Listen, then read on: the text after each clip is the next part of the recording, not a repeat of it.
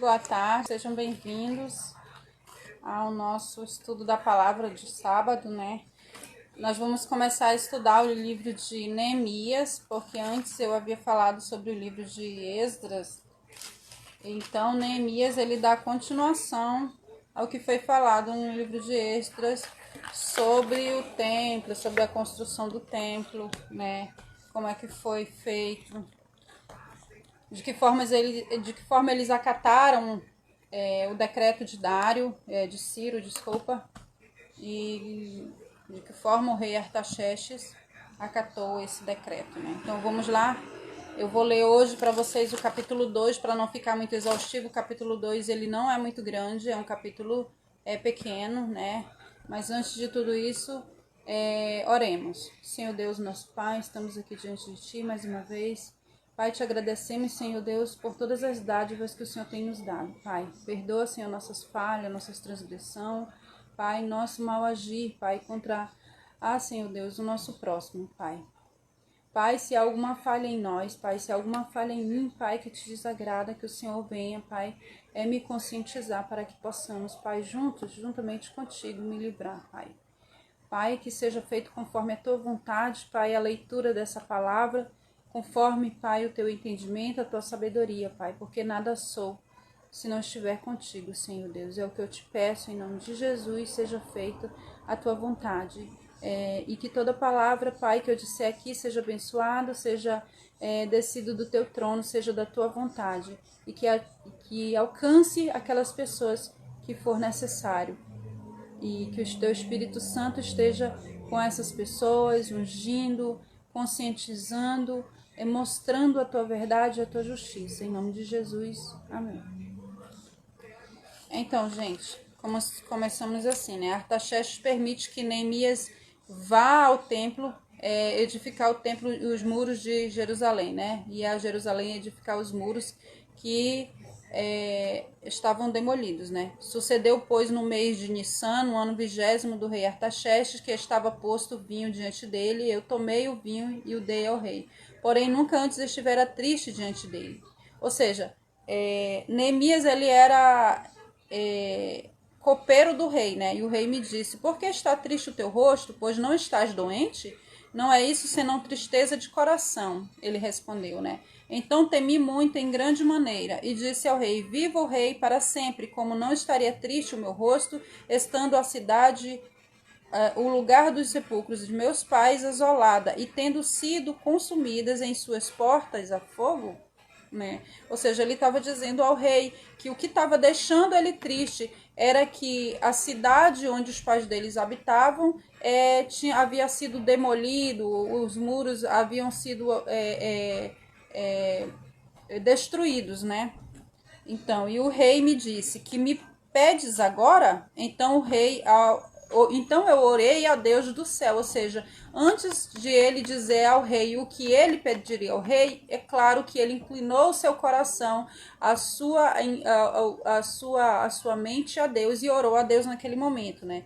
E o rei disse: eu disse ao rei: se é do teu agrado, se o teu servo é aceito em tua presença, peço-te que me envies ajudar a cidade dos sepulcros de meus pais, para que eu a edifique. Ou seja, ele pediu ao rei, né, que o rei mandasse ele para edificar, ajudar a edificar a cidade e os muros de Jerusalém, né?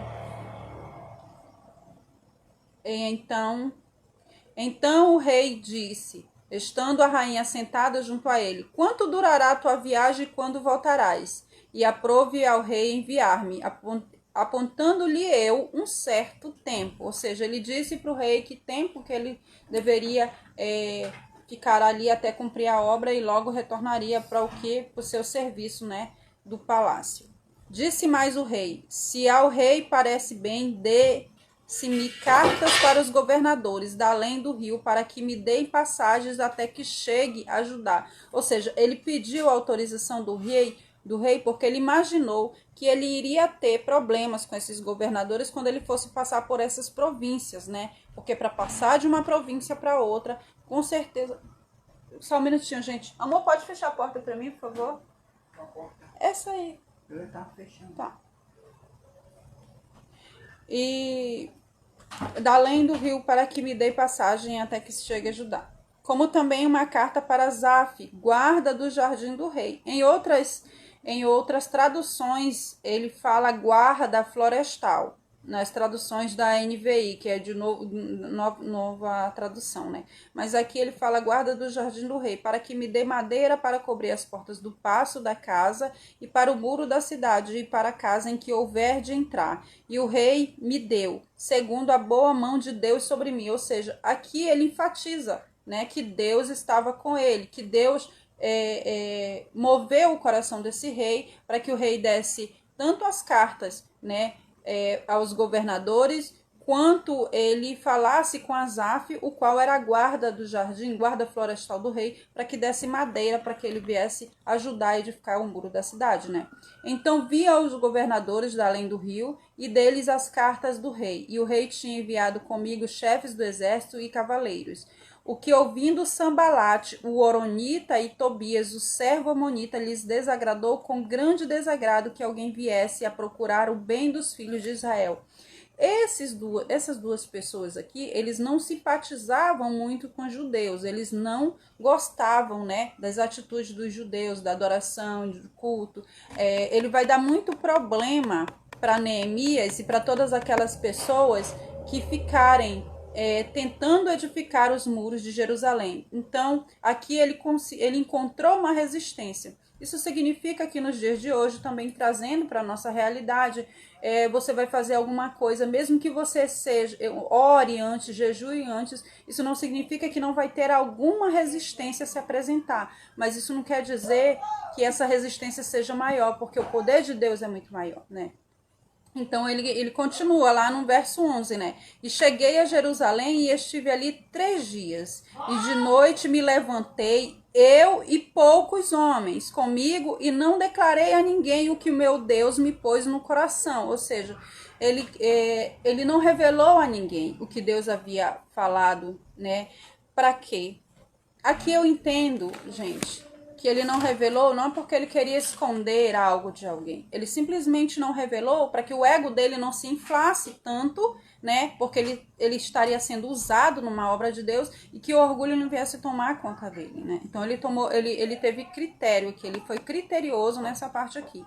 Ó, eu não declarei a ninguém o meu Deus que me pôs no meu coração para fazer em Jerusalém. E não havia comigo animal algum, senão aquele em que estava montado. Ou seja, ele não levou nada. Aqui mostra claramente que ele estava confiando plenamente em Deus. Então ele não tinha muita coisa, ele somente estava montado naquele animal, somente um animal que ele levou, porque naquela época era de costume as pessoas viajarem, quando elas iam fazer uma viagem muito longa, elas levavam carneiros, elas levavam mantimentos para comer, né, num determinado tempo, porque senão elas ficavam com fome pelo caminho. E aqui ele esclarece aqui, ó, que ele não tinha outro animal senão aquele que ele montava, expondo ele assim, dizendo que ele não tinha com que se alimentar, né?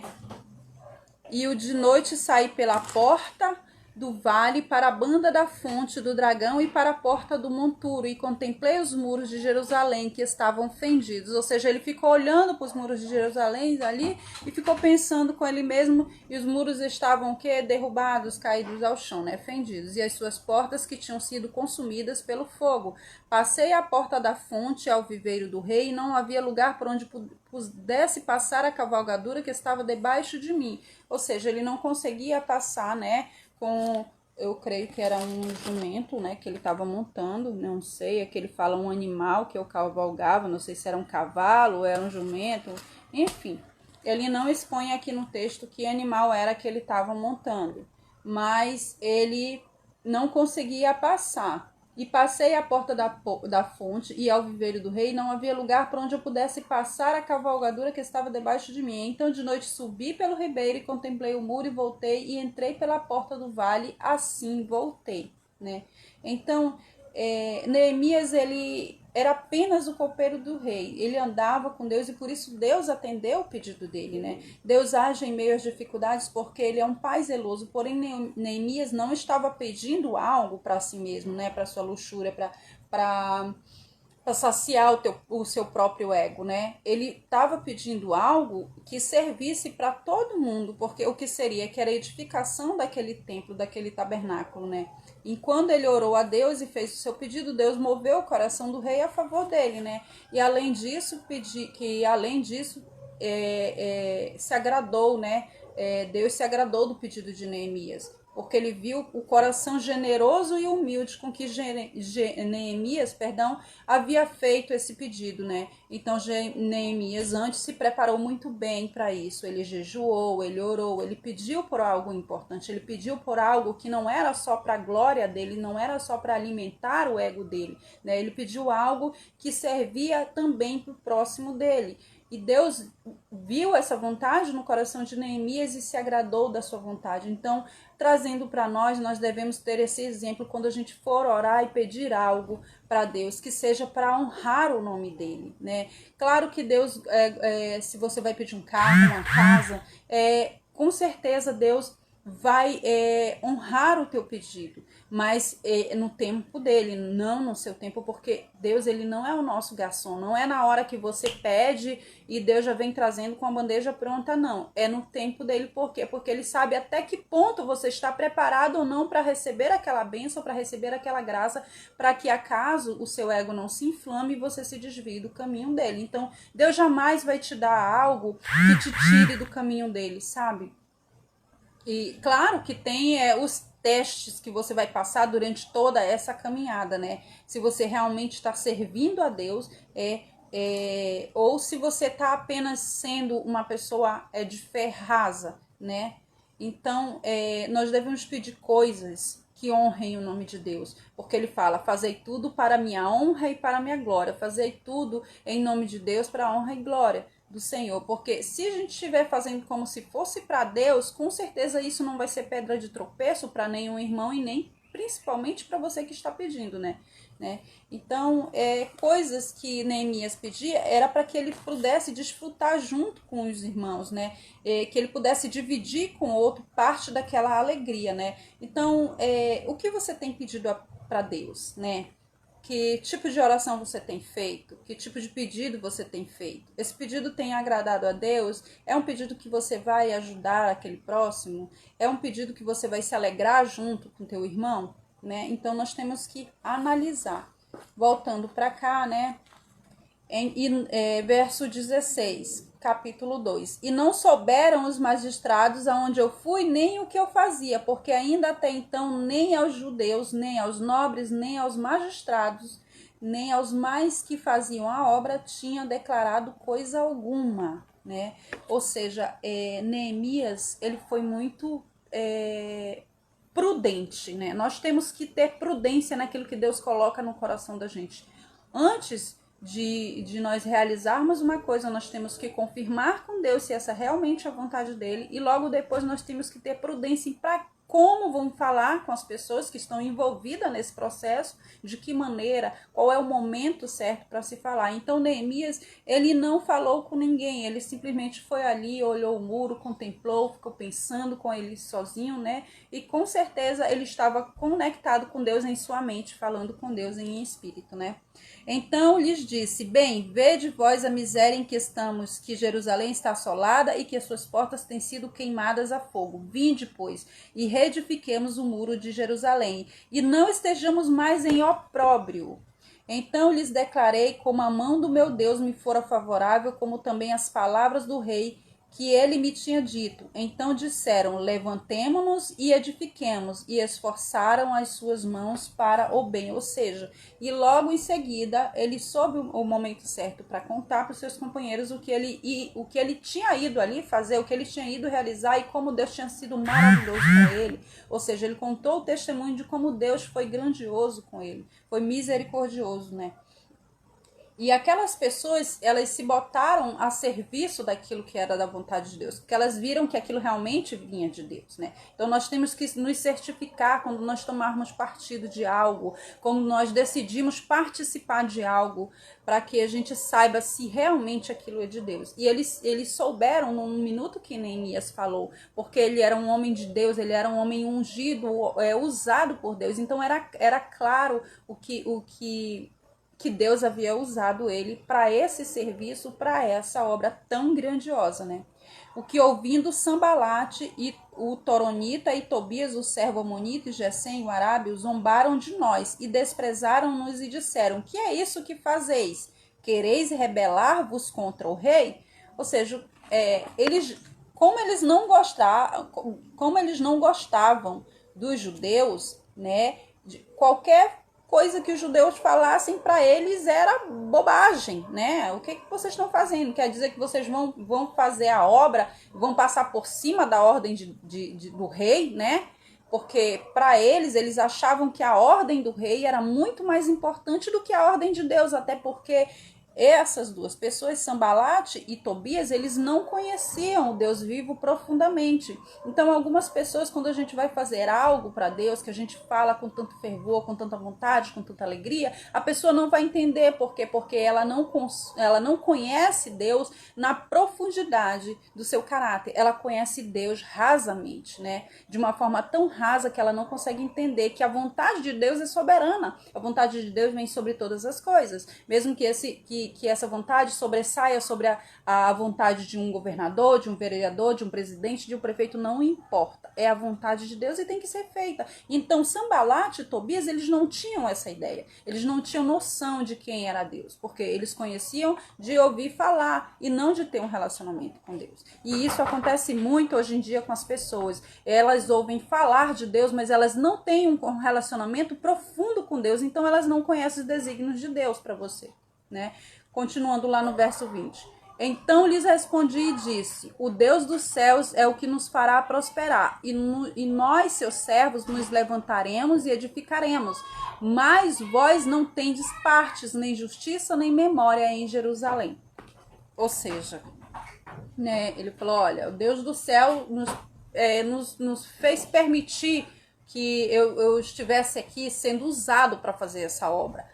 Mas vocês não têm parte. Vocês não têm parte de levantar e nem edificar, né, essa obra tão grandiosa, porque Deus nos deu, foi a nós que ele confiou isso. Né? E ele não falou isso com orgulho, com certeza ele falou com humildade, porque Deus não usa pessoas que têm um coração orgulhosos, pessoas que têm o ego inflado. Deus jamais vai usar uma pessoa na obra dele que tem um ego inflado, que tem um ego elevado, que tem uma visão rasa de Deus. Deus vai usar as pessoas que têm um coração humilde, quebrantado, honesto, aquelas pessoas que estão dispostas a dizer: eis-me aqui, como lá no verso 16, né, quando ele contou para os amigos, e os amigos disseram: então vamos levantar agora, né, levantemos e edifiquemos esse muro, né, já que Deus te deu essa obra tão grande para fazer. Eu quero fazer parte disso. Então eles se levantaram, e aqui eu consigo ver nas entrelinhas desse texto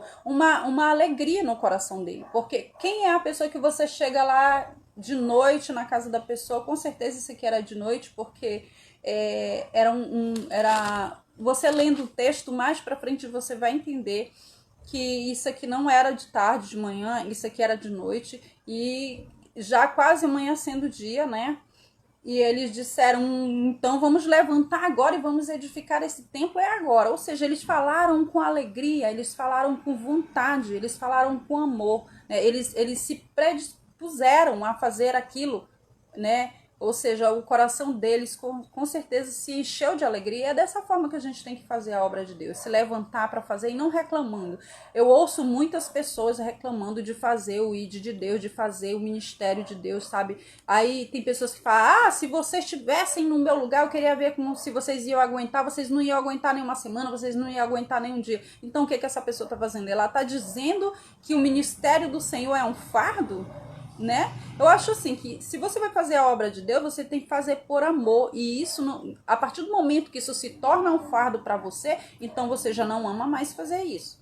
É como você lavar uma louça para sua mãe quando a sua mãe já está idosa, né? Na juventude não, que ninguém quer lavar louça para mãe e pai, porque a rebeldia entra no coração dos jovens, né? Mas quando você ama tanto a sua mãe, você se recusa de vê-la velhinha ali na pia lavando uma louça para você. Você quer fazer porque você tem mais vigor que ela, então você a ama tanto que você não quer deixar ela fazer aquilo, né? Você vai fazer com o maior prazer, o maior gozo, né? Por quê? Porque você a ama. A obra de Deus é mais ou menos isso. Quando você ama a Deus sobre todas as coisas, porque esse é um dos maiores mandamentos, né? O outro é amar o teu próximo como a ti mesmo. Mas quando a gente ama a Deus sobre todas as coisas, quando a gente se predispõe a fazer as coisas para Deus, nós fazemos com amor, com gozo, né? Com senso de riqueza em amar aqueles detalhes da obra de Deus, com senso de prazer, né, com regozijo, né, digo eu. Então, é isso, gente. Para mim não me estender mais na minha live, a gente vai ficar no capítulo 2 de Neemias, né? Nós vamos dar continuidade a esse estudo para que não se perca a história de Neemias, como é que ele foi para edificar o muro, que problemas ele encontrou, que resistências ele encontrou, se ele realmente conseguiu levar a missão até o final, né, ou não. Então, sexta-feira que vem eu vou dar o restante, né, vamos entrar no capítulo 3 e continuaremos. Fiquem com Deus, amo vocês. Se vocês quiserem colocar o nome de vocês para oração, coloque o nome de vocês nos comentários, compartilhe esse vídeo para que as pessoas fiquem se conscientizando da palavra de Deus, da vontade de Deus sobre a sua vida, para que vocês tenham um entendimento real da palavra, né? Não estou dizendo aqui que eu sou uma expert na palavra de Deus, mas Deus nos capacita, Ele usa quem Ele quer. Lá mais na frente vocês vão entender do que eu tô falando, porque quando Neemias chegou na cidade, que as pessoas começaram a construir o muro, levantou-se ourives, levantou-se ferreiros, levantou-se perfumistas para fazer a obra, para edificar aquele muro. Então eram pessoas que não tinham nada a ver com construção, pessoas que com certeza, eu imagino assim, as pessoas passavam por lá e zombavam, né, com esses dois aqui, Sanbalat e Tobias, eles zombavam deles, diziam, vocês vão construir um muro, né, ou seja, eram pessoas improváveis, mas Deus usou de uma forma tão grande, capacitou elas para a sua obra, né, que foi uma coisa grandiosa, tão grandiosa que estamos lendo aqui há mais de 2000 anos, estamos lendo sobre esse êxito que eles tiveram, né? Então eu peço para vocês que vocês não percam a live de sexta-feira que vem, compartilhem esse vídeo, amo vocês, fiquem com Deus e leiam a palavra. Amo vocês.